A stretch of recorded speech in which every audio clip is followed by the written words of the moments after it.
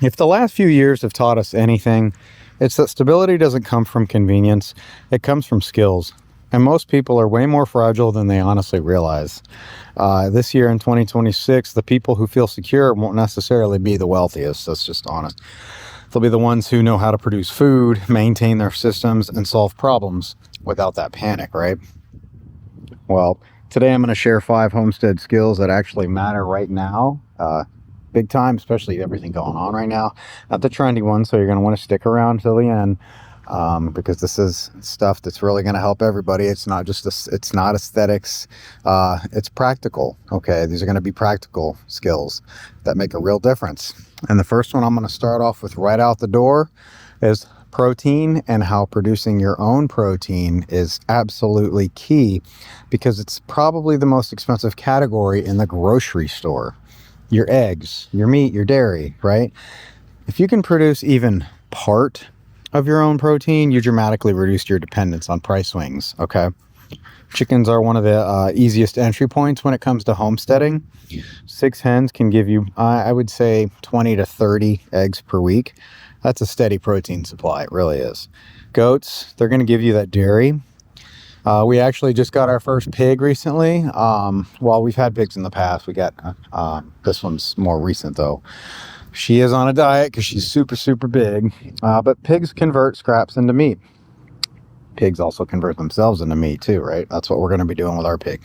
Rabbits as well. They produce meat as well with themselves, and they also reproduce quickly and efficiently. Okay, this isn't about going fully off grid here. That's not what I'm talking about. Okay, it's not one of those. It's not one of those channels.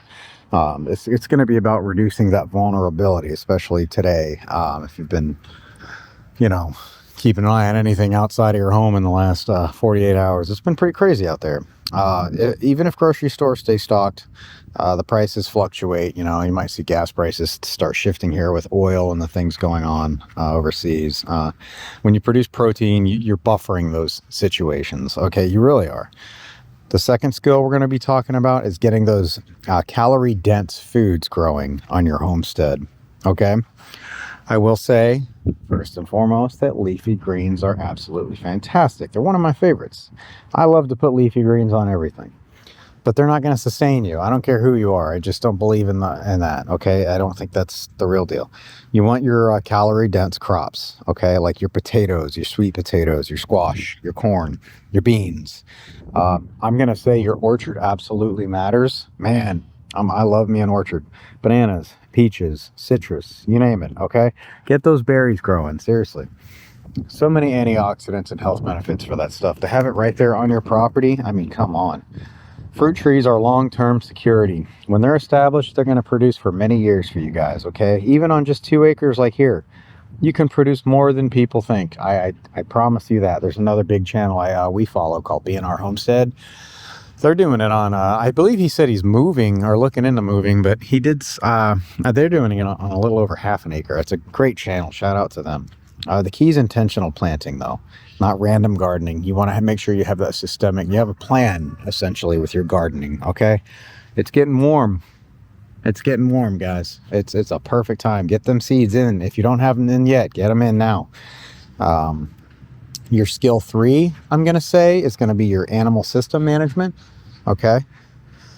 Animals aren't decorations. They're expensive. They are.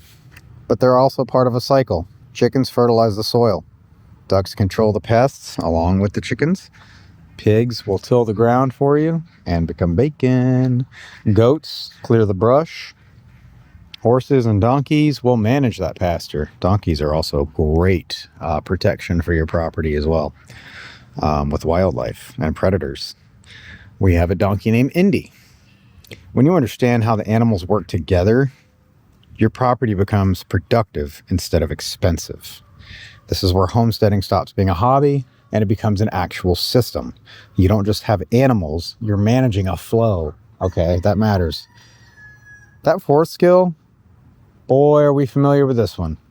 That basic, I'm talking user level, fencing repair and general small repair. Okay, fencing breaks often. Not sure if you're familiar with that or not. Your water lines will break. Your feeders are going to crack. Man, I just had one crack actually over there with the babies. Got 3 little hens over in this and that white baby coop over there. We brought them outside because it's been beautiful out. So, but you know, you improvise. It's okay. Things will break.